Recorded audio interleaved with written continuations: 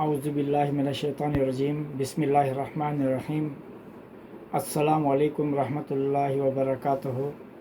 मेरे प्यारे मुसलमान भाइयों और बहनों, अल्लाह ताला से उम्मीद है कि आप तमाम बख़ैर आफ़ियत होंगे और मेरी भी अल्लाह से दुआ है कि अल्लाह ताला आपको खैरियत व आफ़ियत से रखे।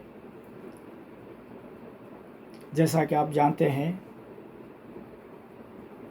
कि मैं तहरीक इत्तेहाद व आज़ादी के नाम से कुछ वीडियोस बना रहा हूं, ताकि इंडिया के अंदर जितने भी हम मुसलमान रहते हैं हमें मालूम होना चाहिए कि हम किस हाल में हैं और किस हाल में होना चाहिए था, किस कमियों की वजह से आज हम इस हाल में हैं और क्या कुछ करने के बाद हमारा हाल इंशाअल्लाह अल्लाह ताला बदलेगा। तो इसी ताल्लुक़ से मैं आपके सामने कुछ बातें रखना चाहता हूँ। कुरान पाक की आयत का एक मफ़हूम है, जब तक कोई कौम अपने आप को बदलने की कोशिश नहीं करती, अल्लाह ताला ख़ुद भी उसकी हालत को बदलने की कोशिश नहीं करेगा। यानी अल्लाह ताला साफ कह रहा है कि हम जो सिस्टम को अल्लाह ताला रखा है, मुसब्बिबुल असबाब को, जो असबाब को रखा है, जब तक हम असबाब को इख्तियार नहीं करेंगे अल्लाह ताला ख़ुद हमारे हालत को नहीं बदलेगा। यहाँ रेडीमेड की कोई चीज़ नहीं है कि चलो ये ख़रीदे ये काम हमारा हो जाएगा।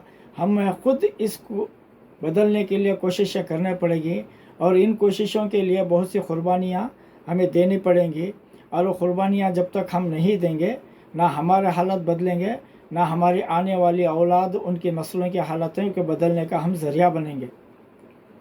तो आज अल्लाह ताला कामयाबी का सारा इन्हिसार कौमों पर रखा है, इनफरादी शक्ल में नहीं या फ़िरक़ों के शक्ल में नहीं रखा, बल्कि इन तमाम को जोड़कर जब यह कौम बनती है तो अल्लाह ताला इस कौम की हालत को बदलेगा और कामयाबी इंशाअल्लाह इसी कौम को मिलेगी।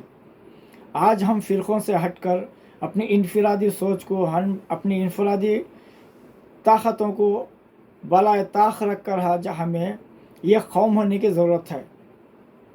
देवबंदी हो, बरेलवी हो, अहले हदीस हो या और भी कोई फ़िरक़े हों, ये अपने फ़िरक़ों को भुलाकर हमें हमारे मुल्क के अंदर ये एक कौम की शक्ल में हमें आना पड़ेगा। जब भी अल्लाह ताला की मदद हमारे पास आएगी और हम इंशाअल्लाह कामयाब होंगे और हमारे आने वाले बच्चे आज़ादी की ज़िंदगी में आज़ादी की सांस ले सकेंगे। आज अगर हम सारी दुनिया में देखें तो हमको 57 मुल्क मुसलमानों के मिलेंगे, लेकिन एक भी कोई मुल्क ऐसा नहीं कि वो अपनी दम पर आगे बढ़ा हो।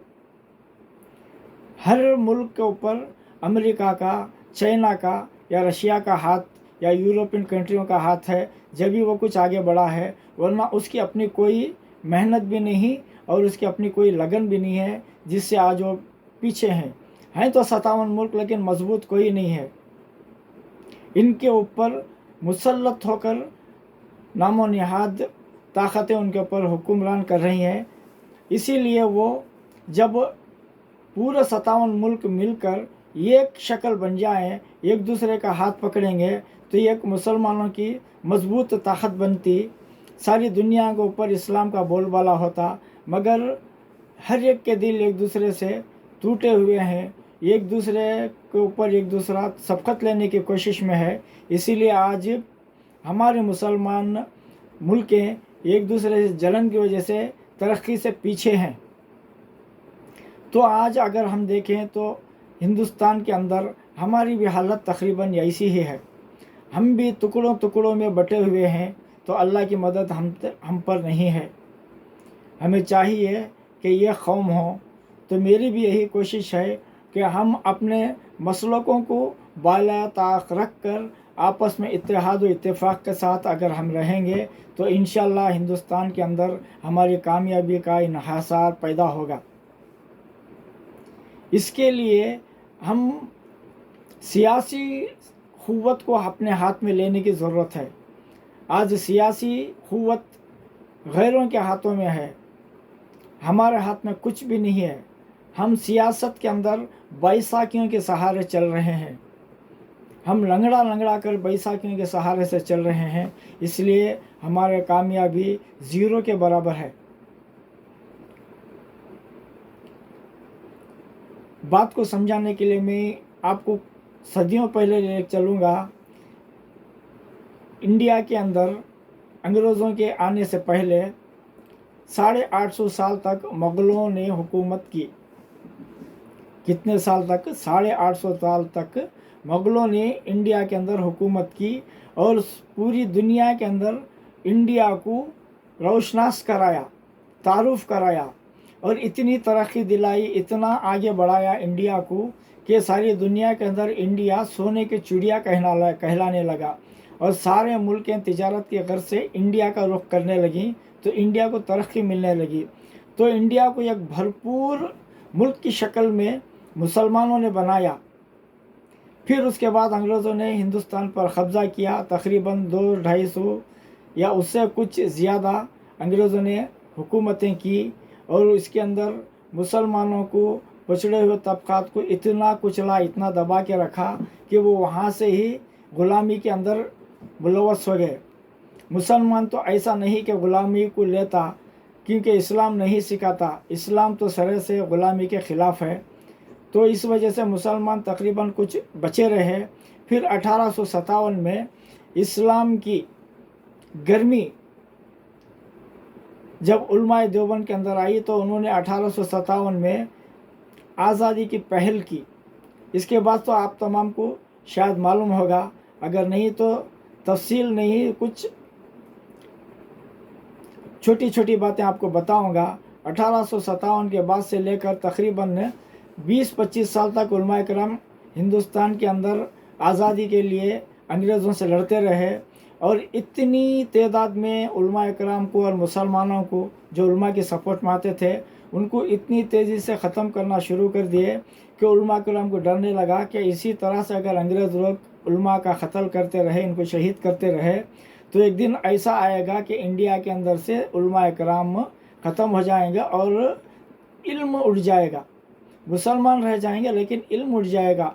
इस वजह से उलमा किराम क्या करे, आज़ादी की जो लड़ाई थी उसमें यह कदम पीछे ले गए और इस लड़ाई को जारी रखने के लिए उन्होंने साउथ अफ्रीका से महात्मा गांधी को लेकर यहाँ आज़ादी की लड़ाई के लिए लेके आए और महात्मा गांधी जी ने उन्होंने अपने स्टाइल से लड़ने का वादा करके वो आकर अपने स्टाइल से वो लड़ते रहे। उनके पीछे उलमा किराम का बराबर साथ रहा और एक दिन ऐसा आया कि हिंदुस्तान से अंग्रेज़ों का कब्ज़ा मिट गया और उसके बाद हिंदुस्तान के अंदर हुकूमत बनाने की चेमोगियाँ होने लगी और उस वक्त 2 पार्टियां थी, एक कांग्रेस और दूसरी मुस्लिम लीग।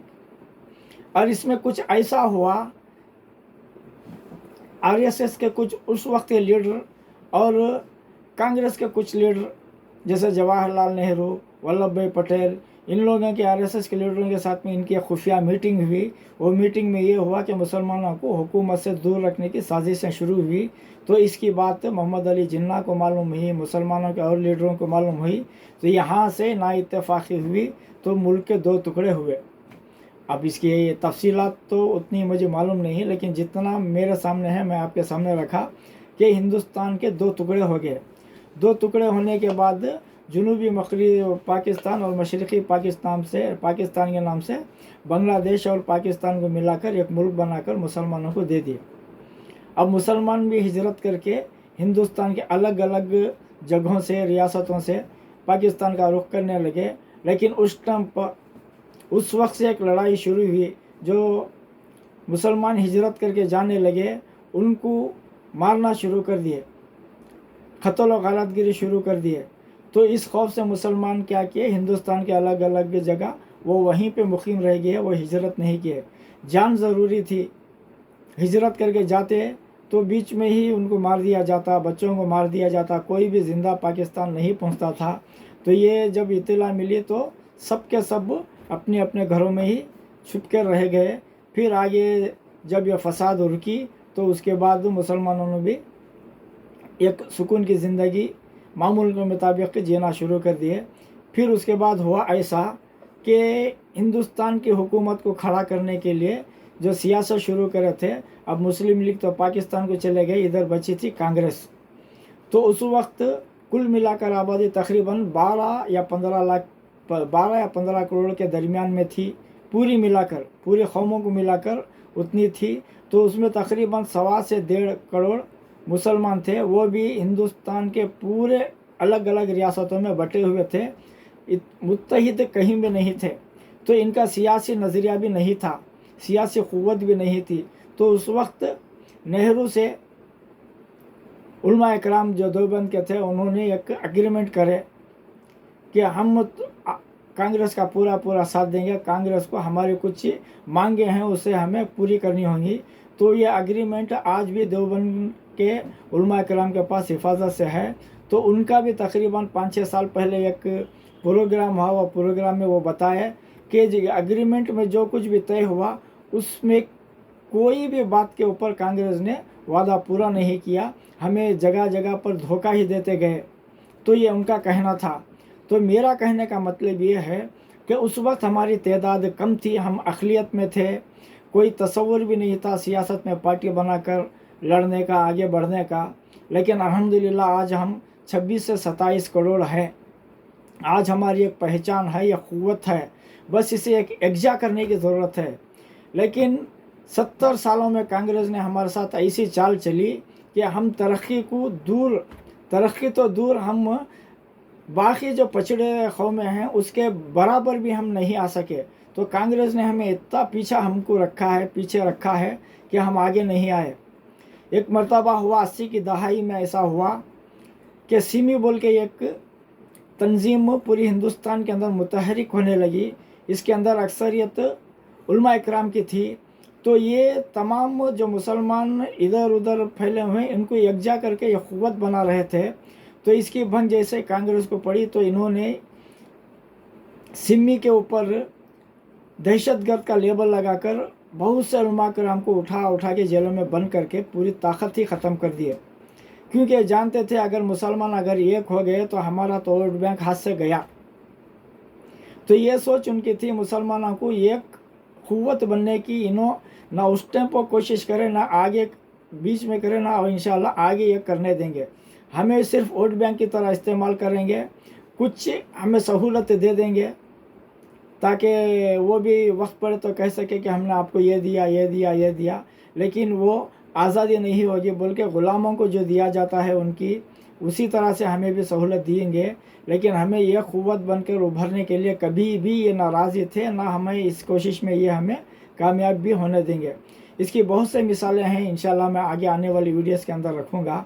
वक्त बहुत तवील हो चुका है, तो मैं मेरी बात को यहीं पे ख़त्म करता हूँ। पता नहीं मैं आपको ये बात कहाँ तक समझा पाया हूँ। फिर भी आप मेरी वीडियोस को पसंद करते हैं तो कमेंट के ज़रिए बताएं मेरी कहाँ कमी हुई है। अगर कुछ खामियां मेरे अंदर कहने में हैं या मेरी जो तारीख़ है वो बताने में कुछ कमी है तो आप मेरे रहनुमाई फरमाएं। मैं आपके सारी जो कमेंट्स आए थे मैं इंशाल्लाह पढ़ूँगा और मेरी वीडियोस के अंदर, मेरी इल्म के अंदर इजाफ़ा करने की कोशिश करूँगा। जब तक के लिए आप अपना ख्याल रखें। अल्लाह हाफिज़।